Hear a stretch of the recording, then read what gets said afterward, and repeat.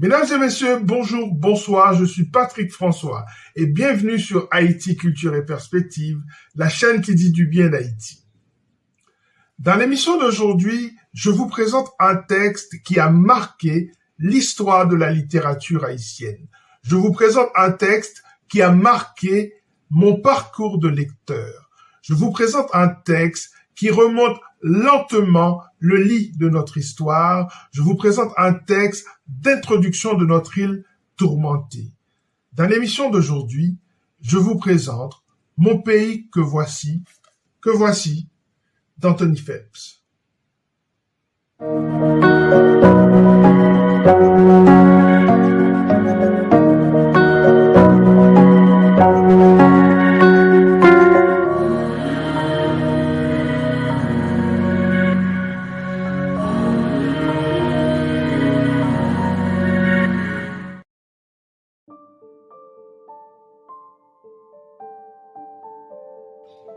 Je continue, ô mon pays, ma lente marche de poète.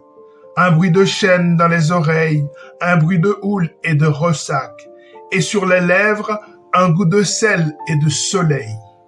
Je continue ma lente marche dans les ténèbres, car c'est le règne des vaisseaux de la mort. Voici une portion de texte qui relate les expéditions en Amérique et qui dénonce les invasions, toutes les invasions. Il n'y a pas de texte qui dit davantage d'Haïti que Mon pays que voici.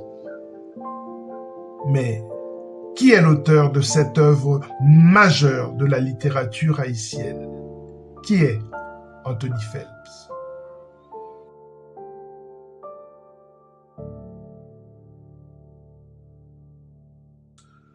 Anthony Phelps est né à Port-au-Prince le 25 août 1928, en pleine période d'occupation américaine. Il effectue à la fois ses études primaires et secondaires au sein de la même école, l'institution Saint-Louis de Gonzague.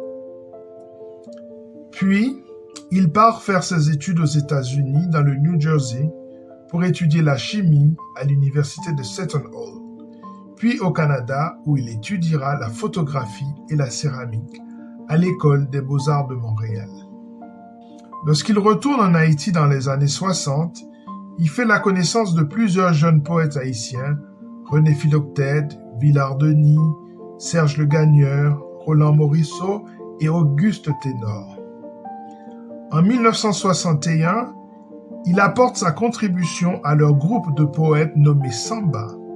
Pendant ce temps, il lance la station Radio Classique qui devient un lieu fondamental de la création culturelle et éducative. En effet, c'est là que les poètes se rencontrent pour lancer le processus de transformation du groupe Samba en un véritable mouvement littéraire appelé Haïti littéraire, en référence aux revues Haïti littéraire et sociale publiées entre 1905 et 1907 et Haïti littéraire et scientifique publié entre 1912 et 1913. Il aime dire que Haïti littéraire est une école dont les élèves sont les professeurs. Phelps participe à la création de 2 revues majeures, Prisme, une revue sonore, et Semence, une revue littéraire. Pour écrire sous la dictature, il fallait une maîtrise de la langue et une capacité à tordre le langage et à lui faire dire le subtil.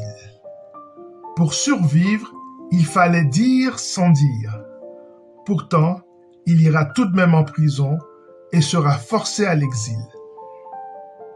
D'abord aux États-Unis, à Philadelphie, puis à Montréal, où il continuera à développer son répertoire poétique et littéraire. Il le fera dans le cadre des lundis du Perchoir d'Haïti.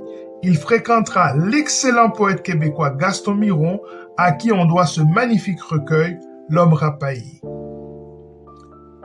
En 1966, après avoir travaillé pour le théâtre, Anthony Phelps devient journaliste pour Radio-Canada. Après le départ de Duvalier en 1986, il retourne en Haïti.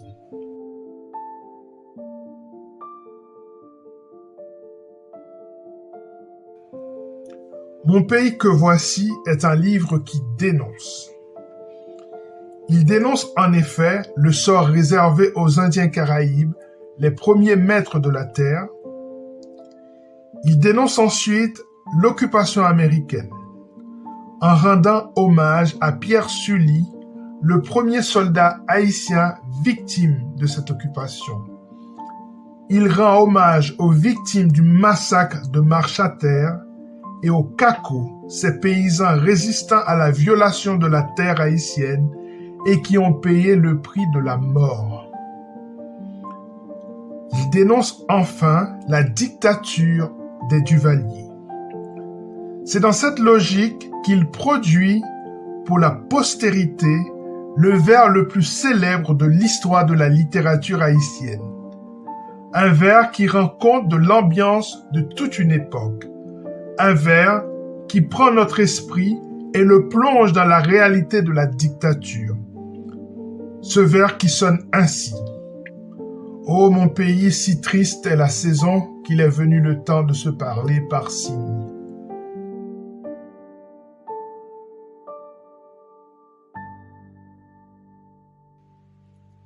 Ce que j'aime dans ce livre par-dessus tout, c'est qu'il dit son amour à Haïti et il montre son respect pour l'esthétique de la langue. Voici pour l'illustrer un extrait du livre.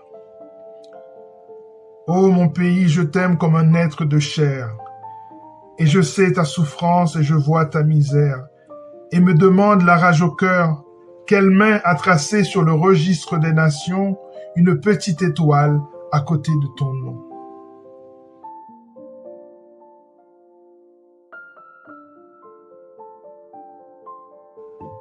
Anthony Phelps n'est pas l'auteur le plus connu d'Haïti, et pourtant, il a signé là l'une des œuvres les plus extraordinaires de la littérature haïtienne. Je vous invite à la lire. Et quand vous y serez, arrêtez-vous, je vous prie, sur un texte qui commence comme suit. Libéré du tangible et des raies de la chair, du haut de ta margelle de montagne, je te regarde vivre, Port-au-Prince, ma ville. La mer et sa lisière de silice, la mer entre tes bras étend son lait d'eau verte, et le soleil a jeté l'encre dans l'échancrure de ta baie. Car l'été, à jamais, s'est égaré dans tes jardins. Voilà, c'en est terminé pour cette émission consacrée à Anthony Phelps et son texte majeur, Mon pays que voici. J'espère que vous avez appris quelque chose. À très bientôt pour une nouvelle émission sur Haïti, culture et perspective, la chaîne qui dit du bien d'Haïti. Et n'oubliez pas que jamais Francis Fukuyama n'a osé parler de la fin de la culture.